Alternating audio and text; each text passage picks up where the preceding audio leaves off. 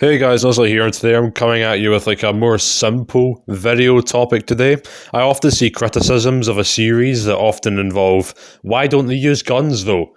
As if it's a genuine critique of the series. So basically you could take my arguments here and use them to prove why another series doesn't need to use guns, as I'd pretty much say that most of the series that get this, thing thrown at them, basically don't deserve it. I say most because there probably are some that do, to be fair. I'm defending My Hero Academia today specifically because not only am I known for defending the series constantly, but when it comes to just the amount of times I've seen this criticism, at least for anime, I have seen that My Hero get it tons upon tons of times. And it's gotten to the point where again, people are talking about it, because I've seen some people talk about it. I'm genuinely gonna have an aneurysm if I see this one more time. So if you enjoy this video, then make sure to subscribe. This will obviously be for much more casual audiences, since, power scaling ones already pretty much know this stuff. So yeah, let's just get into it. Starting off, we need to understand the power and the speed of a bullet. Bullets on average travel around 1,800 miles per hour, and the fastest bullets can reach a top speed of 3,100 miles per hour, at least for just guns rather than missiles and things like that. We'll round this number up to, 3,200, just to highball a little bit. Bullets are pretty lethal to a regular person. They're able to pierce through the most durable skeletons and even walls. Now let's look at the My Hero Academia verse. To understand what I'm going into here, we need to understand the dynamic of what we're talking about here. Like in every shonen series, the main cast really just start off at a weak point in the story in comparison to where they end up at the beginning, or the ending rather, and it's the same for My Hero. The main characters at the beginning of the story are only just learning how to be a hero, and so they may as well just be a regular person within the world in comparison to the heroes themselves. I bring this up because Bakugo in the sports festival was able to create an explosion so great that in order to match it, you would need power of equal to over 5 tons of TNT. Keep in mind that regular bullets can travel through walls. This explosion may be powerful enough to destroy large buildings in a single attack. This doesn't even remotely come close to where characters get at the end of the series either, with everyone in Class 1A bare minimum surpassing this version of Bakugo, or at least being as strong as him. There's even Shoto Todoroki, who could create large ice structures in a very, very short amount of time. In order to do this, the power needed to match it would be equal to 3.06 megatons of TNT. In order to melt the ice in the short time span that he did it in, Todoroki's fire must be outputting around 20.2 kilotons of TNT. I don't know if you quite know what these numbers mean, so let's put it into perspective, right? The W-54 nuclear warhead was able to output the equivalent of 600 tons of TNT at best, meaning that Todoroki's fire would be exactly 17 times more powerful than this nuclear warhead. The bomb that dropped on Hiroshima outputted about 15 kilotons of TNT, therefore meaning that Todoroki's ice is therefore 206 times more powerful than that. Keep in mind the plethora of characters who tank fire and ice attacks from Todoroki, and there's no shock for what I'm going for here. What are guns going to do to characters when they're durable enough to tank attacks that are more powerful than nukes hundreds of times over? And then again, this is Todoroki at the beginning of the series.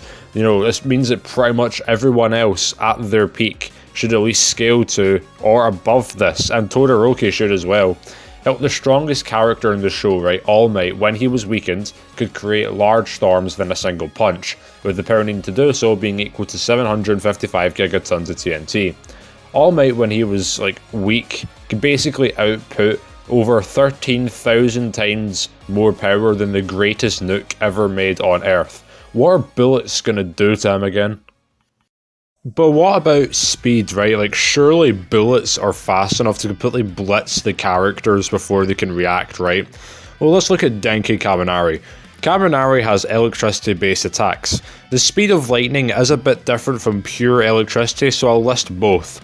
The speed of thunder moves at around 270,000 miles per hour, and pure electricity travels at 603 million miles per hour. and the characters are able to outright block and react to these attacks. You then even get characters like Oyama who can fire off laser beams, Tokoyami who has a shadow-based ability, Togata who has the ability that utilizes quantum tunneling, Star and Stripe who can, catch lasers with her hands, and Shigaraki who uses radio waves as attacks. All of which travel at light speed. But even if you ignore all of that, right, considering the fastest bullet is only 3,200 miles per hour, let's ignore all of that, and let's look at Deku using only 5% of his power. Keeping in mind that this would make him only slightly more powerful than the other people in his class, if not even weaker than some of them. Deku outright dodges point-blank gunfire like it's nothing.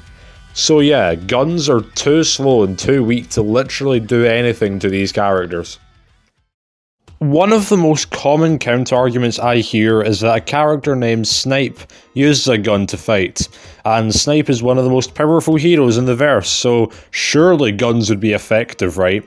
Firstly, Snipe isn't even listed in the top 10 heroes that exist, and isn't even remotely mentioned when other characters who are way down past 50 are. Secondly, you would assume that this isn't a normal gun. Snipe's quirk is gun related, and it's not something that everyone has access to. As I've already outlined, Todoroki's ice is so powerful that it can destroy small cities. Tell me what ice that you know is so strong that it can do more damage than the world's most powerful nukes, hundreds of times over. The same would simply apply. Snipe's gun isn't a literal gun, it would be much stronger, would therefore be much faster. The same goes with Lady Nagant, a sniper character in the manga, whose bullets are so fast that they catch Deku at 45% power. One of the characters was stated to fight characters that are on par with All Might's level of power.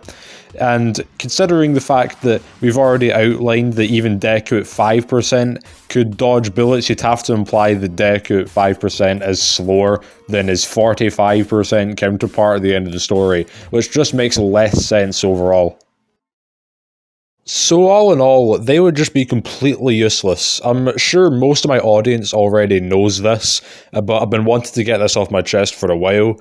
I've been thinking about making an entire video dedicated to power scaling the entirety of the My Hero verse, since it's a pretty big task and I already have a lot of big projects going on and I just can't be arsed.